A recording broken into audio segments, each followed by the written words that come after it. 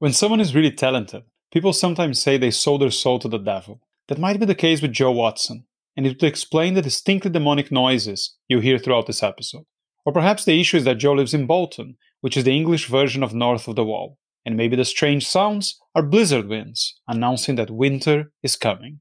When you hear the noises, you can make up your own mind. But less than perfect sound quality is no reason to skip this one. I loved my conversation with Joe, and I'm sure you will too.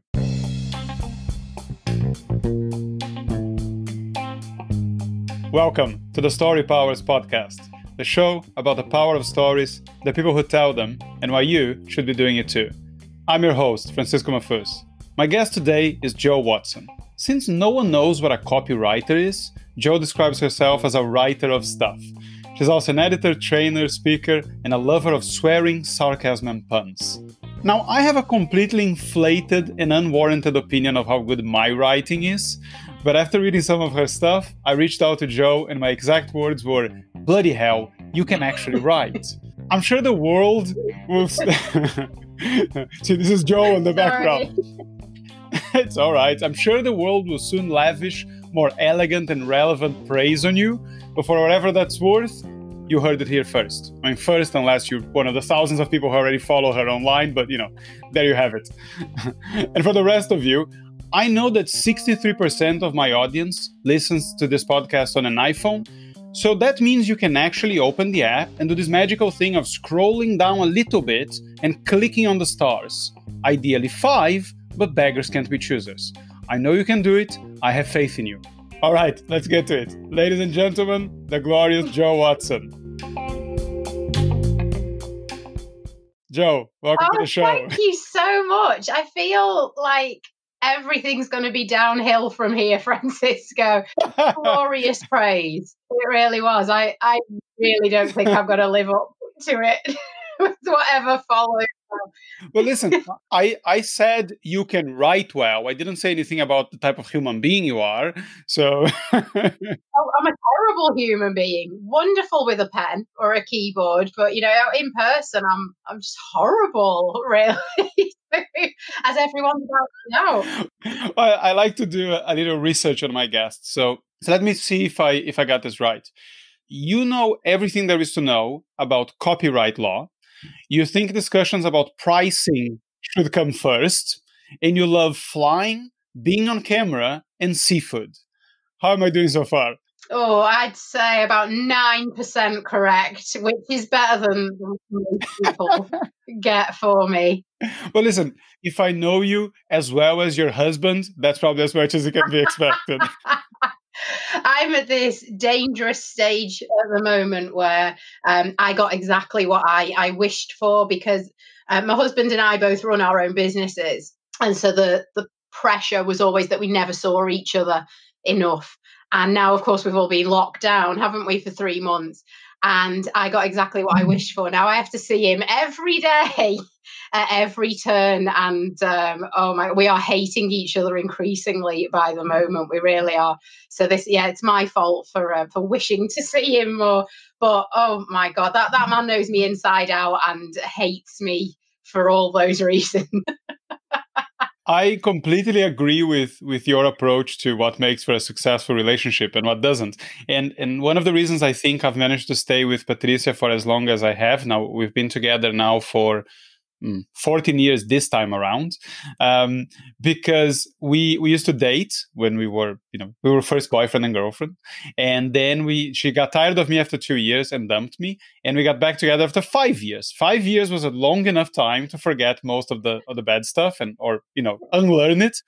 And then when we got back together, she was in Barcelona and I was in London, so we only saw each other once every month, maybe once every 2 months. And if you spend 3 days with someone every 2 months, it's all wonderful. And we did that for 4 years. That's the secret, isn't it? Yeah. What is it? The absence makes the heart grow fonder. And I think it's true. It's exciting. But no, when you are trapped in your house with them, I believe that divorce rates are going through the roof. And I'd read somewhere the other day that people Googling divorce and divorce lawyers and divorce rights is up by 47% or something, because people are just hating who they are living with at the moment and who they've chosen to spend their lives with. So I like the approach of being in different countries. I think that's wonderful. Sounds like the perfect relationship. I mean, that is the best relationship advice ever. You want to love someone more, see them less. Yeah, that's a slogan for a t-shirt, I feel. That would work. Now that you talked about divorce, I feel the need to make a public service announcement for everyone in the UK. If you have to get divorced, you don't need a lawyer. All you need is Tesco. Tesco sells Tesco divorce kits for £7.45, I believe. Yeah. And they are legally binding. And I am proof to that, because that's how I got divorced all the way back in 2004 or 5. Tesco divorce kit. It's amazing. I mean, I don't know if it still comes in a CD, but all you do is you put the thing in your computer. Probably now you just print a PDF off the internet, complete it, send it in. It's all legally binding. Still is. And you seem so happy about that as well. The joy in your eyes as you're saying that it's legally binding. Well, Joe, it's because marriage might not be forever, but divorce is. That's true. That's true. Well, I might have to look into this. Although I haven't been in our local Tesco since this all happened now, because I have so little patience. So the last time I went to Tesco, there was a massive queue outside, and I lasted about 3 minutes. And I was like, oh, forget it. We'll just starve. I'll go home. So I'd have to really want that divorce, I think, to be able to go in there. In my time, they used to keep the divorce kits by the cashier, so you could just grab it as you grab some mints or something. A mint, I need fresher breath. This divorce thing sounds interesting. Only £7.65. It's the natural impulse buy, I feel. Yeah, I'll get the mints. Might get a bottle of water just to hydrate myself on the way back to the car. And yeah, let's get a divorce. Let's do that. Why not? I think stranger things have happened. So, but no, I haven't Googled it myself. But I think that's because I would probably much rather go around a more permanent route with it. I would probably just kill him, I feel. I think I just go that route. I think I'd feel better. Yeah. It's less drawn out. I think I'll probably go that way. By this point, if anything happens to my husband in the next few days, I'm going to be in a lot of trouble. But as you, I believe you talked about online already, one of the great advantages of that happening is that you also find out who your real friends are, because some people stop commenting on your post and some would say, I'm getting the shovel. Now, I am loving the whole thing with the shovel at the moment, because I'm going through a bit of a rebrand. I don't know, maybe it's a bit of a midlife crisis, but I looked at my website the other day and I thought, I don't like my logo. I don't like how my website's laid out. I don't think it does enough to showcase me. And we chatted about it online, hadn't we? You said, oh no, you can't change it.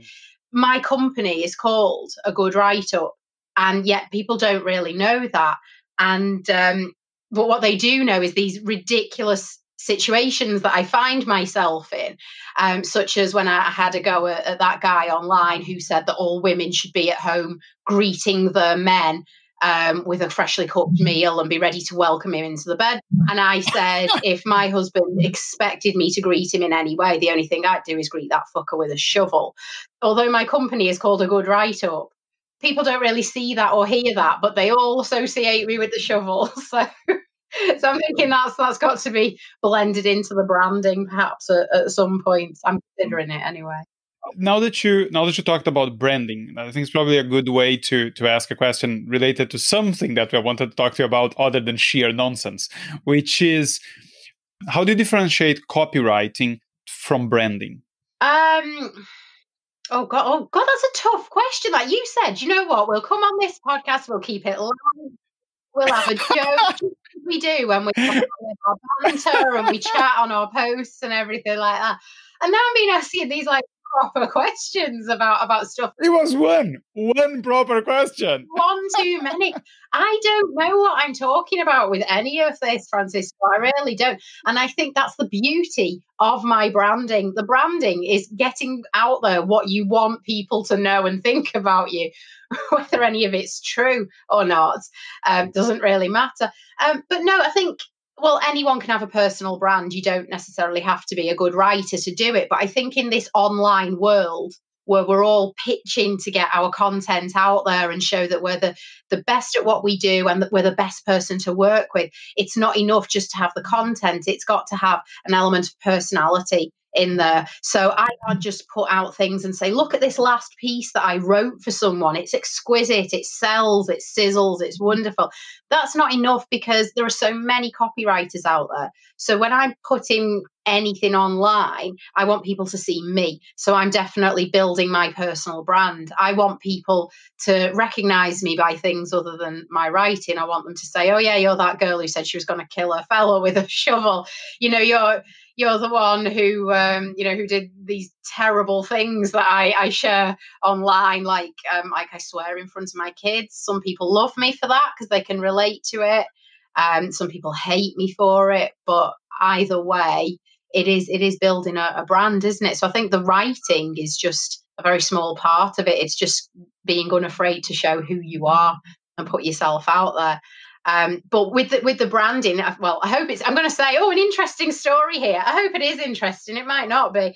I put something on LinkedIn a while ago, and it was very much my story. I think I'd been into a charity shop because I was going to someone's party, and it was an 80s themed party. And so it was 80s fancy dress. So I went to my local charity shop and I thought I'll buy some, brightly coloured, hideous outfit that can make it look 80s and I'll look really cool. And when I went in to the charity shop, there was a sign on the cashier's desk saying, please be vigilant. We've had a number of thefts in this store. And that really upset me because I thought, who would steal from a charity shop? That's horrible. That's terrible. And I thought, you know what? I can be serious with my content at times. So I'm going to put this out there. So I took a picture of it and posted it on LinkedIn. And I said, I saw this in my local charity shop. It was telling the story because I think that's important to get people involved in the story, why I was there, just exactly like I'm telling you now. And I put it out there and I said, I think it's awful. People would steal from a charity shop. How low do you have to go? And it started a conversation. There were people saying, well, some people have got nothing and they're forced into having to do that. And we were looking at things from all angles and it was amazing.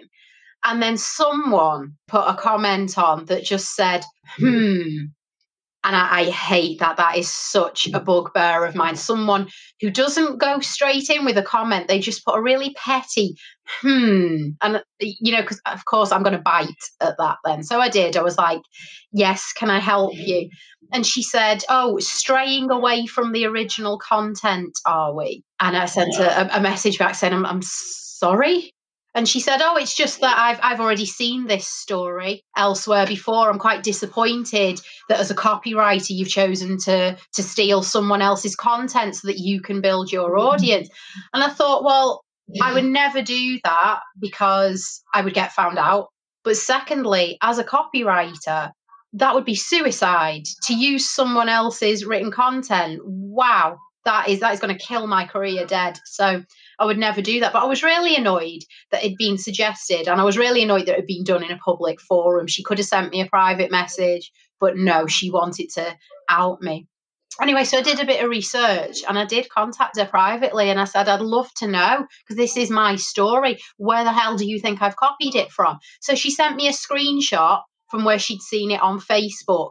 And it was my bloody page on Facebook. And the reason she thought I'd stolen it is because on LinkedIn, I'm Jo Watson. On Facebook, I've got my company page, which is a good write-up, and she didn't give the link. So I laugh about it now, but I just think, oh Christ, as if I've been accused of plagiarising my own work. But it was a lesson to me, Francisco, because I thought, I've got this brand, a good write-up, yet nobody really knows it. They know Jo Watson, and whether they love her or hate her, at least they know her. So yes, so in terms of branding, I think it is, it's more about the person and the personality, I think. So yes, I might be getting rid of that logo and that name. I agree. I mean, obviously the branding is, I heard someone describe it as the feeling you want people to have when they see that there's a new post from you or whatever it is that you do. They see something from Jo Watson, from Francisco. What is the feeling that they get? What am I in for? What am I expecting with this? And that is really what the brand is. It's, oh, I'm going to be amused. Maybe I'll be entertained. Maybe I'll be offended. Yeah. Maybe whatever, right? But I find it very interesting that your job is often to write for other people. You're editing their books and you're copywriting for their website. So it's not the Joe Watson personality that is meant to come through if you're doing some of the things you do as a copywriter.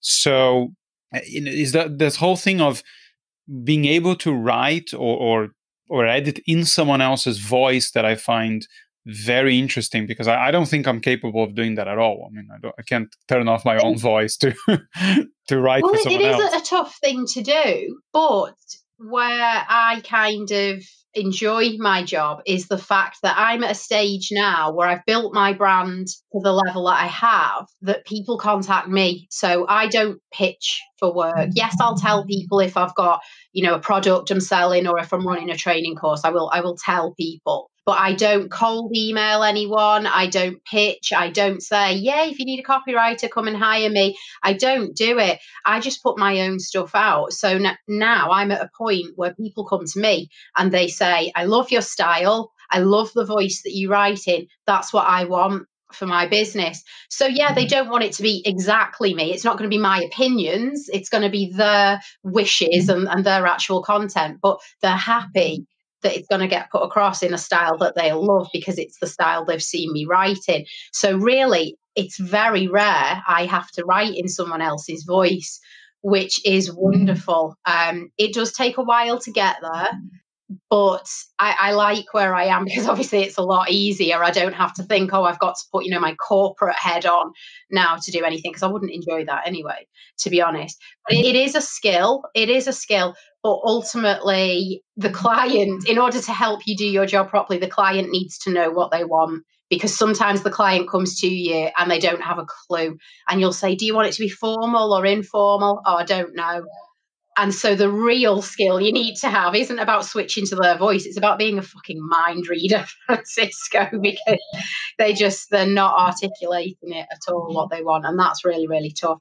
But no, I'm very, very lucky that I've got to where I am, where I can just write in my own voice, really. It's quite nice. But in terms of what people are in for, yeah, that's a great way of describing brand. And I think people know that if they click on one of my posts, they know that either A, they're going to be amused, or B, I will have done my best to try and amuse them, because it doesn't always work. But they know the intention will always be there, and that's the main thing. Yeah, I heard you say on an interview, I think, when you were talking about the ability to write or at least edit in someone else's voice and how you learn how to do it. And I think you might have even said something like, it's not that hard. I don't need to listen to it for that long before I can do it. And I immediately thought, could she do my voice?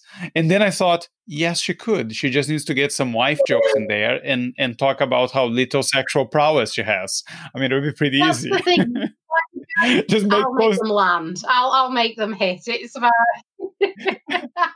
but no, it's all about the right client. It really is. And as I said, people come to me now and say, I really love what you do. I want to come across in that style. I want to come across in that tone and in that voice. So I find that easy. They can give me their notes, or I can just talk to them for a while. And I think, yeah, how would I say it? How would I take the message that they want to get across? How would I say it? So it is quite easy. If I ever find it hard, that's my kind of note to myself that I'm not with the right client. And that's where one of my blogs ages ago was about not knowing who my ideal client is. And that's fine by me, because in marketing now, everyone is harping on about knowing your ideal client. And it's not just ideal client, it's ideal client avatar now, which just sounds pretentious. And I think, just adding a little word onto something doesn't make it a different concept. It's just you adding a little bit of pretension, trying to show people you've come up with this wonderful idea that no one's ever had before. But they talk about this avatar because you should know who your ideal client is, what they look like, how old they are, where they live, where they go on holiday in the summer, what their shoe size is, how they're going to choose to parent their children. what time they have their dinner at night, and are they vegetarian? Are they a vegan? And I just think that's utter bollocks. You can never know that about people. I don't know my own husband that well, so I'm not going to know someone who I've never even worked with yet to that detail. But I think if you put yourself out there in a certain way, your ideal clients will gravitate to you. And you know what? On paper, you may think, oh, that's not going to work with them. But then you get on the phone to them or you get on a Zoom and you think, oh, actually, yeah, we're gelling here. So I think it's all about ideal clients finding you. And then that's when you've got absolute gold, because the relationship just means you can write their work with ease. So yeah, it's working quite well. I appreciate it could all go wrong at any moment, but for now, it's the system that's working well for me, Francisco. And that's probably a good thing, since you threw away a perfectly good career in teaching, right? You've been speaking to my mother. Well, it's what she would say to you. It is. And I know I do on my LinkedIn profile and on my website, I do mention it. Yeah, I talk about my mum. Because you know what? Lots of us have issues with our mothers. That's a good way of getting people to kind of be drawn to me, really. The people who say, oh, God, yeah, I had a career in banking and I threw it away. And my mum's never forgiven me either. And it draws people to you.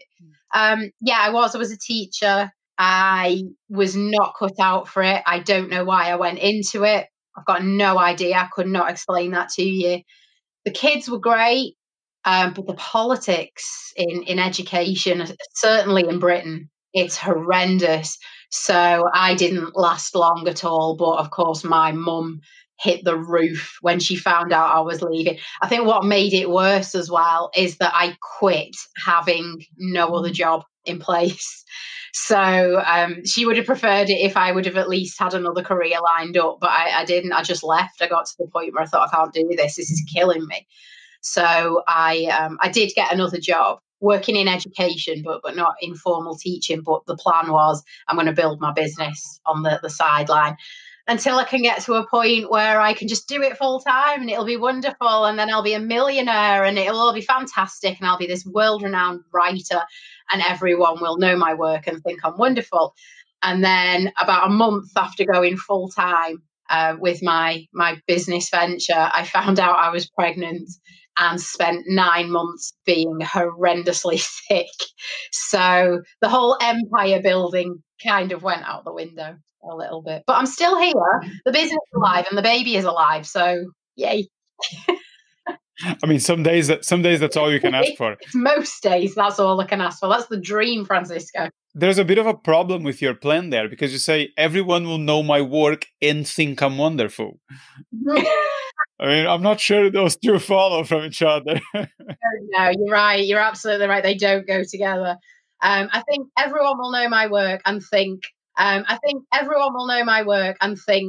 wow, with that exact intonation as well. And I'll take it as a compliment. I'll take it as a, wow, you're a wonderful writer, when really they're thinking, wow, how the hell have you made a career based on this? But you know what? I'm taking wow as good. You've got an English degree, right?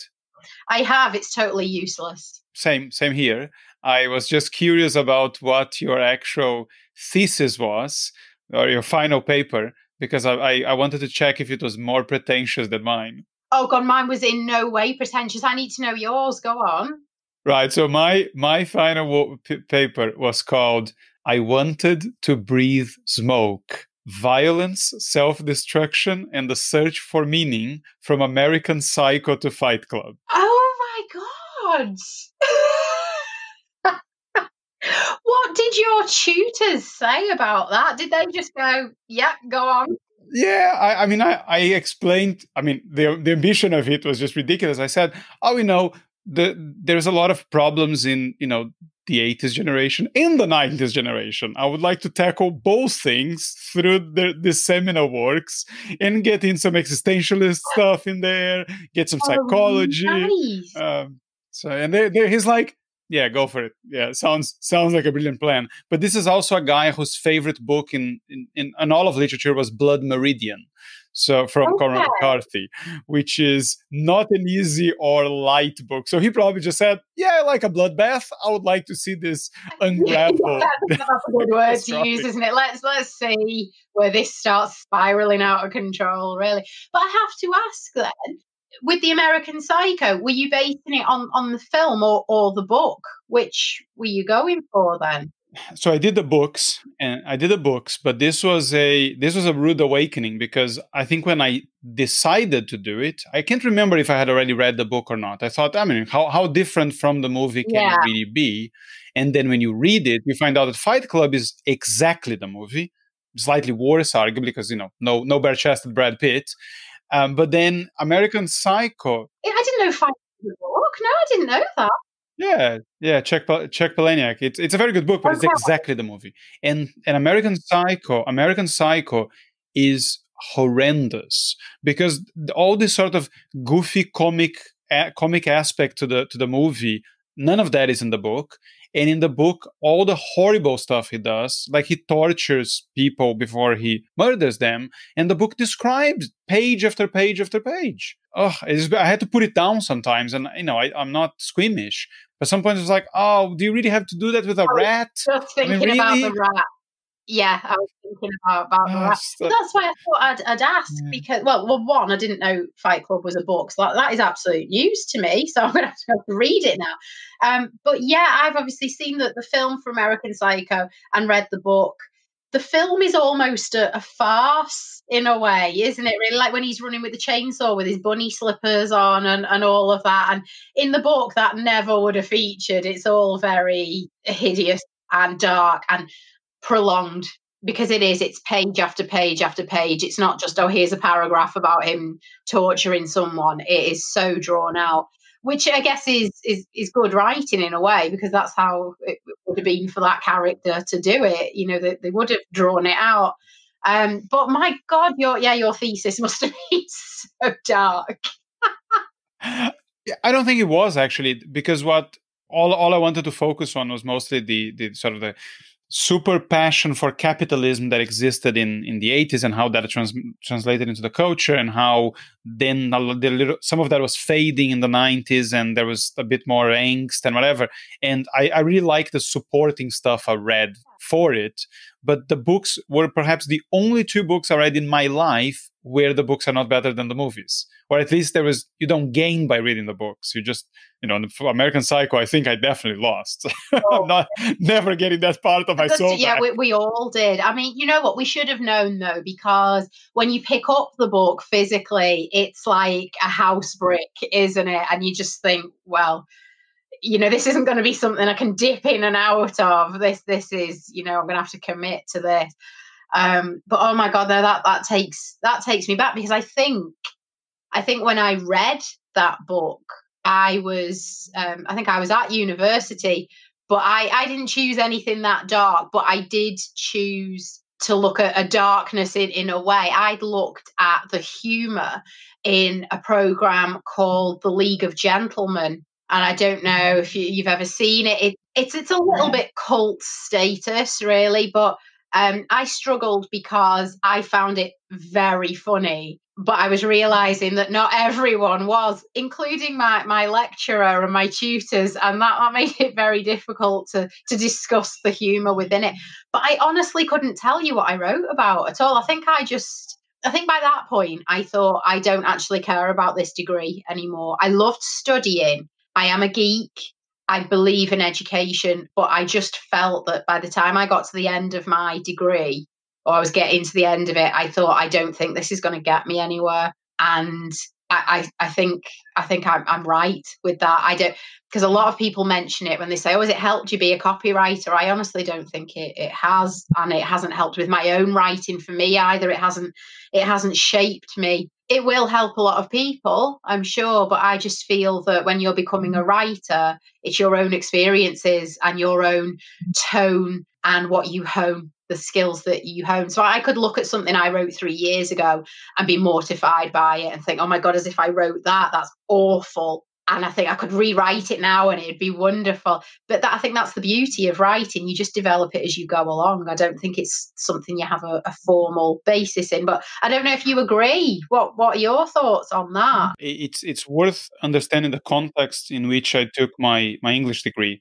because I didn't disappoint my mom to the extent you did, because I did it in steps. I originally tried getting into medical school. That didn't work. I was watching too much ER at the time. That didn't work. And then I went into advertising, quit that after half the course. I quit, and I went into literature. And then I quit that to come to Europe and, be a bartender. So then when I eventually went back to school, I think just the fact that it was a degree made my mom happy. But the reason I did it was because my brain was shrinking. I was bartending. I was working at a call center at a time. So I had no intellectual stimulation whatsoever. And my friends didn't help at all with that. So I studied because I wanted to make my brain, sort of nimble again. And I liked books. I always read obsessively. So when I took the courses I took, most of them just sounded interesting to me. And I did it on that basis. I wasn't really expecting anything out of it. And I never tried to use it for anything. I mean, the only thing I can say that I categorically got out of my education was I have, hands down, the best education section on LinkedIn. No one else is talking about Dracula's sexual preferences on their education section.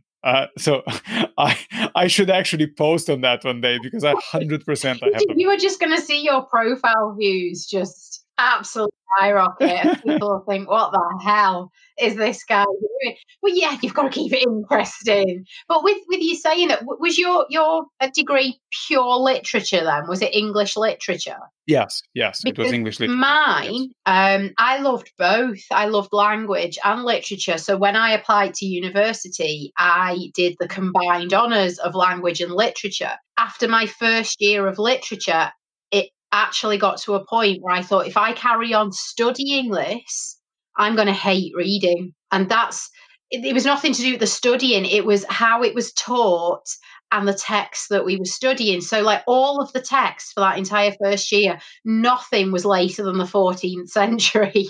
And that's a real problem. You need a real mix, don't you? You need contemporary as well as traditional.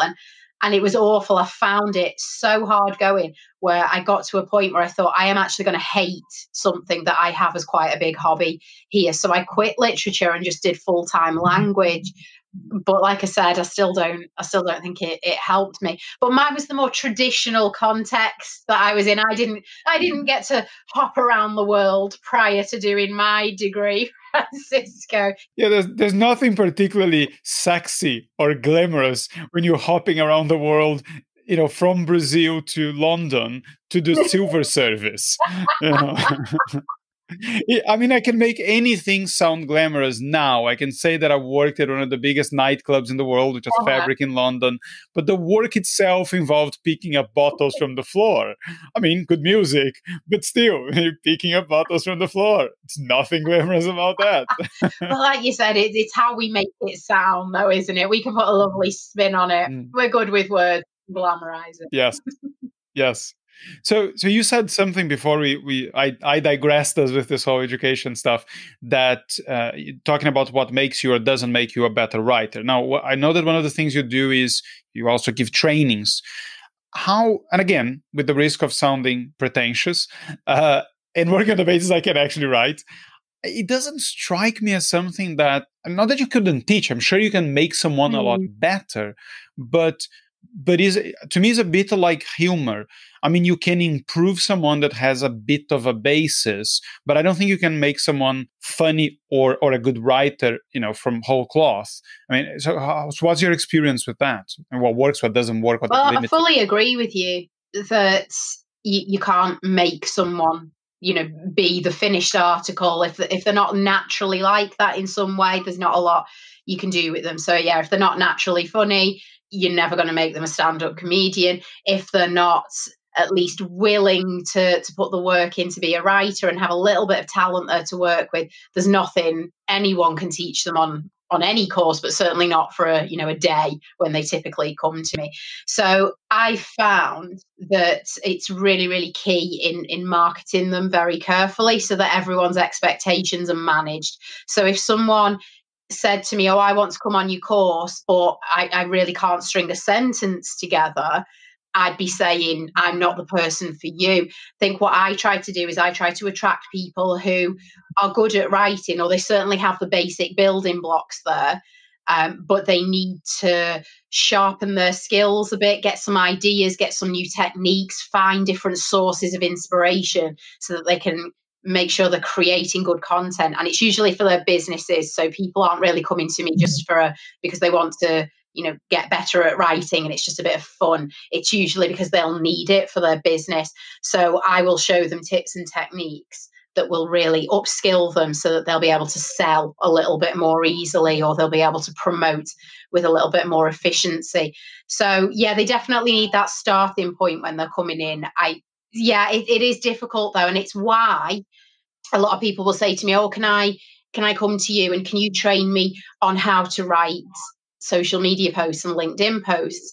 And I'll say, yeah, we can do it as a little session, or I can do it as a small part of a wider copywriting day. But I'm never going to give you a full day on it because, to be honest, a lot of it is to do with you as a person. It's not necessarily what I write that people gravitate to. It's because they've come to know me. If someone else wrote exactly the same stuff, it might not land as well because it's not from me. And I think that ties in with the branding issue. It's what you become and what people expect and what people want to see from you.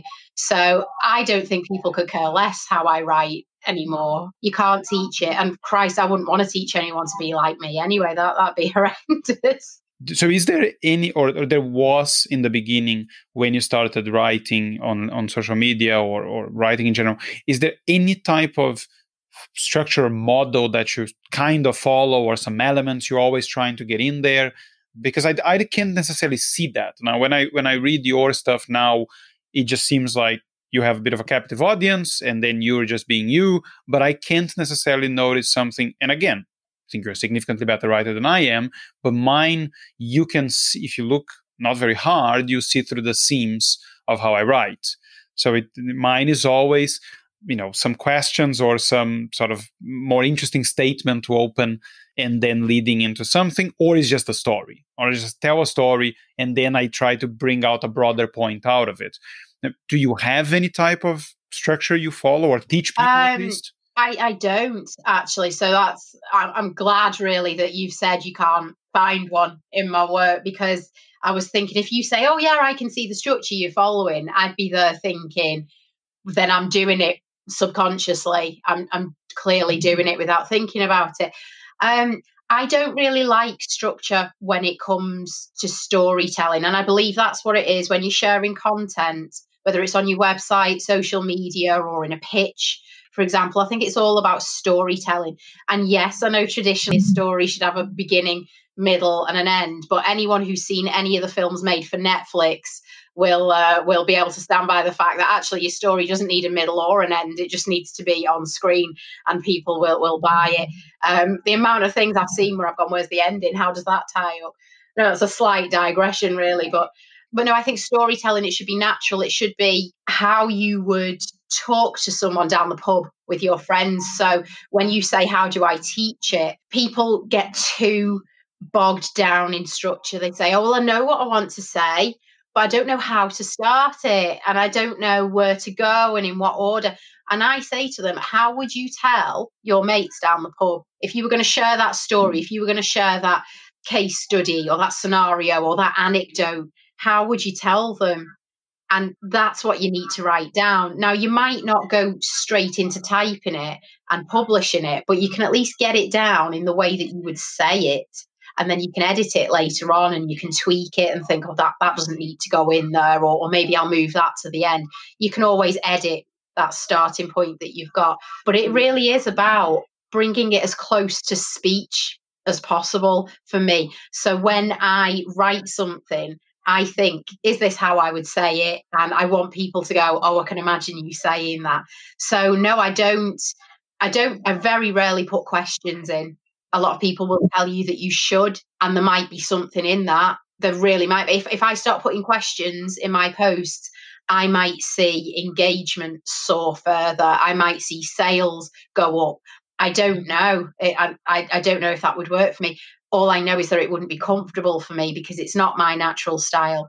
So a lot of people will put something on and they'll say, oh, I was stuck on the train for 3 hours and I was stuck next to this guy who was on a phone call for 2.5 hours of it. And it was killing me and it was awful. And I tried to hide laughing. And people share these stories. And I think people will relate just to the story. So you'll get people saying, oh, last time I was on the train, it was delayed by 4 hours and blah, blah, blah.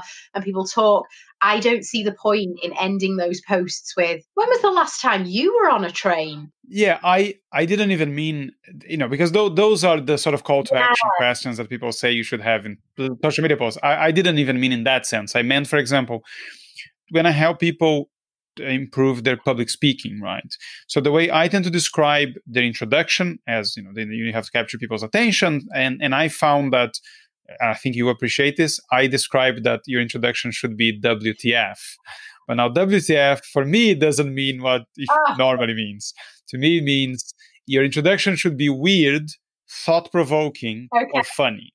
So if you can do any of those things, then you have a good chance of capturing people's attention. And perhaps, although you are significantly more cynical than I am with your online persona, you seem to have a much higher opinion of people's ability to speak or write, because I find that if I say to people, how would you tell your friends that? But most of my friends are so boring. Like, they cannot tell a story. They start talking and I'm like, you've been talking for 10 minutes. I still don't know where we're going with this. Right? Are you out of the setup? Are we in the meaty bit now? I don't know. What's the problem here? What is the conflict? Do you know something? This is a revelation for me. This really is, Francisco. First of all, because I love the WTF. I'm going to steal that. I will be giving you credit wherever I steal that. That's going to go in my next training session for sure. That is wonderful. I love it. Weird, thought-provoking, or funny. I love it. You're absolutely right, because as soon as you said some of your friends just couldn't tell the story or wouldn't know where they're going. Yeah, I'm not going to name any names, but as soon as you said it, there was one of my friends who really sprung to mind. And I thought, oh, God, yeah, I was transported back to the pain of the last time they told me a story. And I still don't know what the end was. And I think they might still be telling it. I don't know. I just walked off. You're absolutely right. But I think in general, I wouldn't teach that. A lot of copywriters want to share good value when they put posts out online. I don't, right? So a lot of they'll say, I'm going to show you what I can do for free. So I'm going to give you some writing tips. I'm going to do this. I'm going to do that. I'm going to do the other. And that is wonderful. That's what they do. That's not really my style. And it's not because I don't want to give things out for free. It's because if I'm going to put a post out, I want it to be WTF. I just want it to be that pure and simple. I'm bothered about if they think, wow, I feel like such a better writer now having read one of your posts.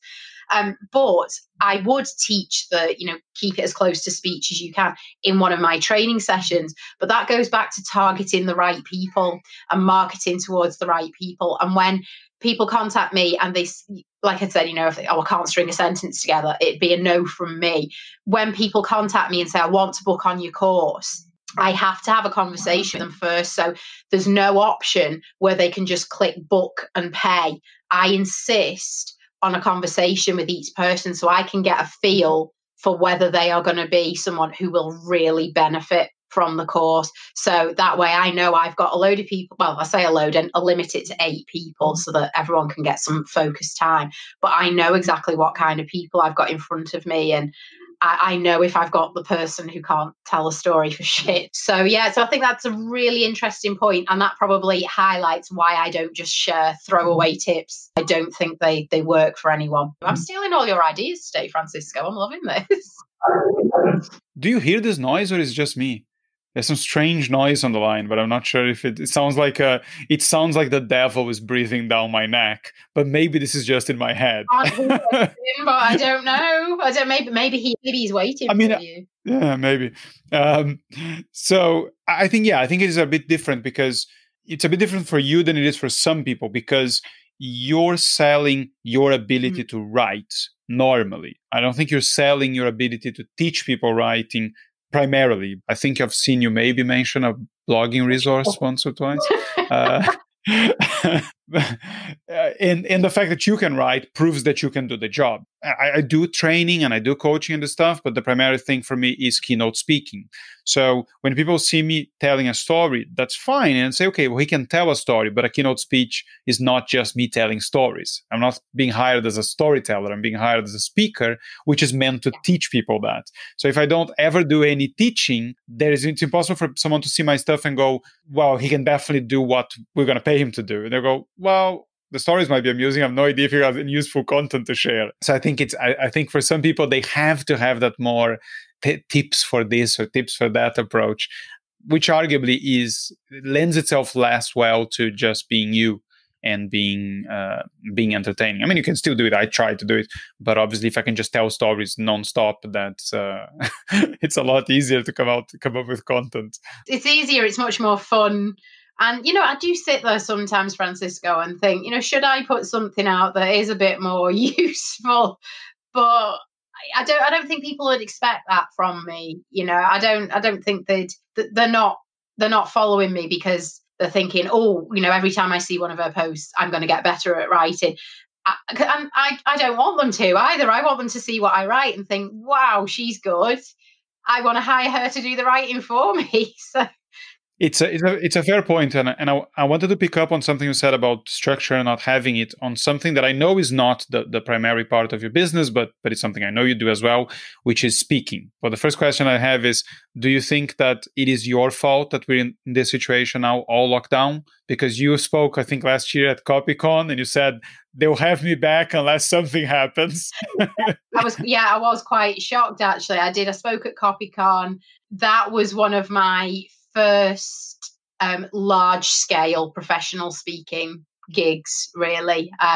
So I'd done some smaller ones prior to that, and everything had worked really well. But the CopyCon, the Professional Copywriters Conference, that was a big deal for me. It was in London. It was at the Barbican. Everything went wrong on that day. My IT failed. People had been sent to the wrong room for one of my breakout sessions, and therefore came in like 20 minutes into it, which really threw me because they walked right across in front of me. I found it a massive learning curve because I thought I was going to be brilliant at it. And when I got there and I saw all the other people who were speaking, I just thought, oh my God, I thought I'm good. I'm not here saying, I'm not good enough for anything. I thought I'm good, but bloody hell, I'm nowhere near where these guys are. So it was a massive learning thing. And then they did invite me back. So I'm due to be going back this year. But at the moment, it is a whole kind of if we're allowed to do it.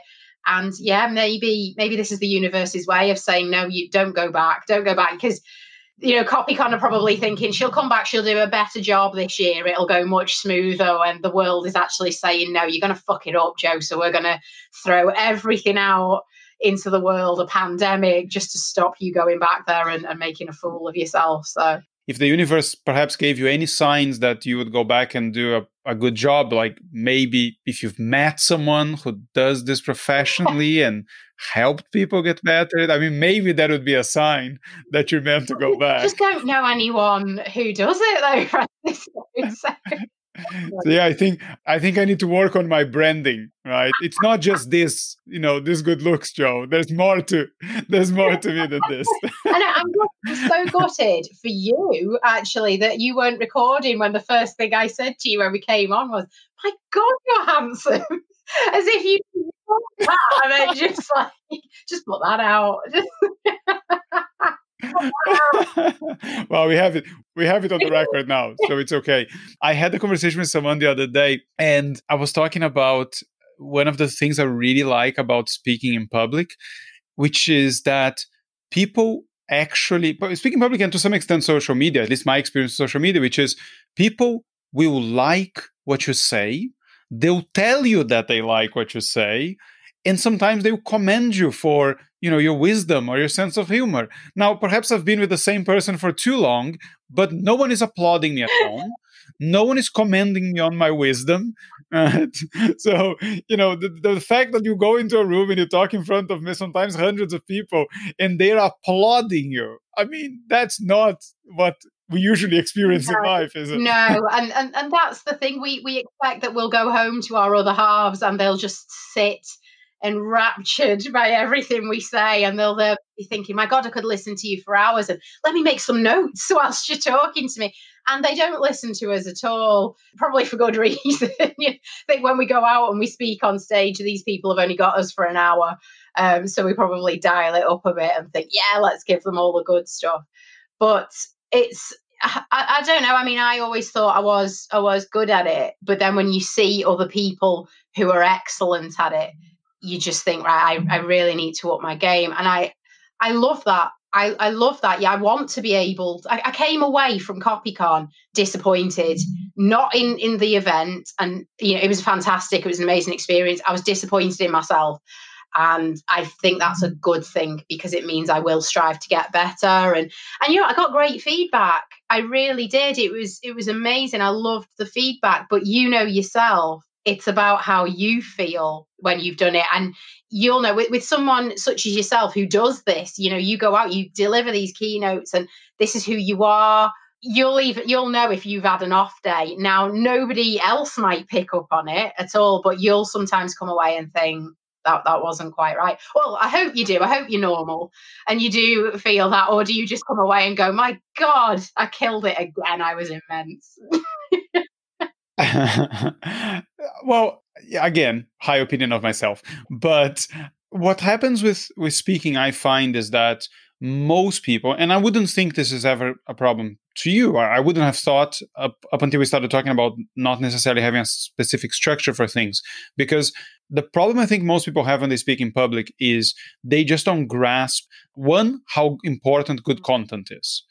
And two, they don't grasp the level of dedication you need to have to rehearsing your content. So this is an example I've given before. I'm not sure if on the podcast, but my company invited me for the last Christmas party to just do 15 minutes on stage, right? Because they know that I do this thing. And my boring day job is what I call my company in this case. And I said, what do you want me to talk about? And they said, well, just talk about whatever you want. So that means you're giving me 15 minutes to make fun of the directors in the company. And I said, yeah, sure, have a blast. And this was 15 minutes, right? This was 15 minutes. Nobody was expecting anything. Bombing would be almost impossible given that everyone else that was going to speak at that party was terrible. And I spent 2 hours writing the thing. And then I probably practiced it, 20 times. So that's a good 5 hours of practice for a 15-minute thing that doesn't count for anything, really. And I very much like my opening, which is I have a boss who's a very sharp dresser, and his name is Paul. Hi, Paul. And then I said, I opened and I said, listen, I can see that most of you look a bit confused. Why the hell what am I doing here? Normally Paul is the one that does all this stuff. And when the director started organizing it, they asked Paul if he wanted to do this speech.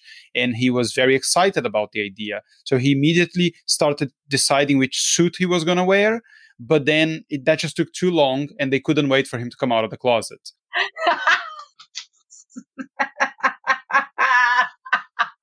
That's my level of humor. It really is.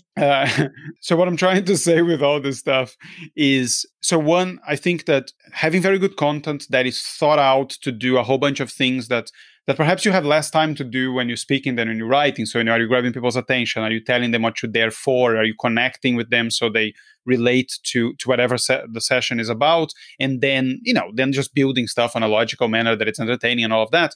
But I think if you have, as I've seen you describe, shit hot content, that is just one step of it. Now it needs to be, not memorized, but you need to know it code. And then you have to factor all the other stuff. How are you going to feel? What the room is like, what are the interruptions, how do you handle eye content, movement, technology. And I think some people don't have great content, haven't rehearsed it, and then put on top of that all the difficulties of speaking to an audience. And then it's no surprise that most people are less than impressive, even though they know their stuff and they might be impressive in other medium. Exactly. Yeah. And I think it is about playing to your strengths, really. And well, I don't know if that's the right phrase, actually. I kind of knowing your limitations and knowing where you need support with things. Because you're absolutely right. You could know your stuff inside out and be an expert in your field. But yeah, if you don't have great content, you haven't got the dedication to perfect it and get out there and deal with whatever happens on the day, it just all goes to shit completely. And, so I think that was my downfall with it. I think because I had two of those elements, I knew my content was great. I knew it inside out. I thought I'd be fine public speaking because I've done it so many times and I can handle things. But on that day, because it was so different and it was like a big deal, it was at the Barbican, which is this impressive place, and it was at a big conference, and I was getting paid a lot of money for it. And suddenly I was just a bit kind of overawed, and I wasn't nervous or anything like that, but I just don't think I did enough to really make sure I was just spot on the day dealing with everything. But that's what will make me better in the future. And from the back of that, I've been invited to, speak at other events. So clearly I couldn't have been awful. But my favourite feedback on the day was I was getting these emails from people who'd attended saying, "Oh, thank you so much." And it was lovely. I got a DM from a guy who'd been in my session, and he said, "Oh, hi, Joe. I was at your session. And I just wanted to say thank you for letting me charge my phone at the front of the room." I remember this guy had come in early and said, "Oh, do you mind if I charge it on the way?" And I was like, yeah, sure. And that was the only positive that guy took from my entire talk. I was hoping someone was going to tell you, "I watch you speak, and I would like to tell you, I think you're a great writer." That would be amazing. I'd love that. That's still fantastic. But Francisco, I do. I take those kind of comments and I use them to my advantage. I really do.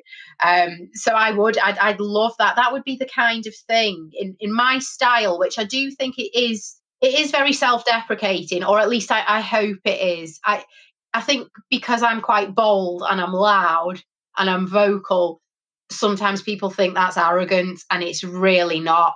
A lot of the time I'm saying, "Oh my God, I'm absolutely shit at this. And, I've got this wrong, or this is just, horrendous." But yeah, I like taking, people's comments and trying to spin them around to my advantage. So I got trolled once on LinkedIn so badly by another copywriter who we think was drunk, because she'd sent me about 23 messages and they were all between 3 a.m. and 4 a.m. on a Friday night, Saturday morning. So I'm going to say she'd had a couple of glasses of wine, and she was getting more and more vitriolic as the messages went through. She was ripping all my content apart from months and months earlier. And then ultimately she called me this fucking majestic bitch. And I was so upset. I remember shaking when I read it that someone hated me that much and thought I was all these horrible things. It was horrible.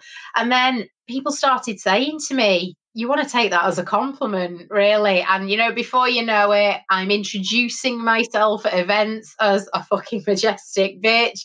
I had one of my friends recently made a T-shirt with it on for me, and it's got a little crown on it, and I've got a mug with fucking majestic bitch written on it as well. So yeah, it's about taking these things and spinning it around to your needs. Like the time a very well-known, I can't name him, sadly. He's an entrepreneur. Aren't we all?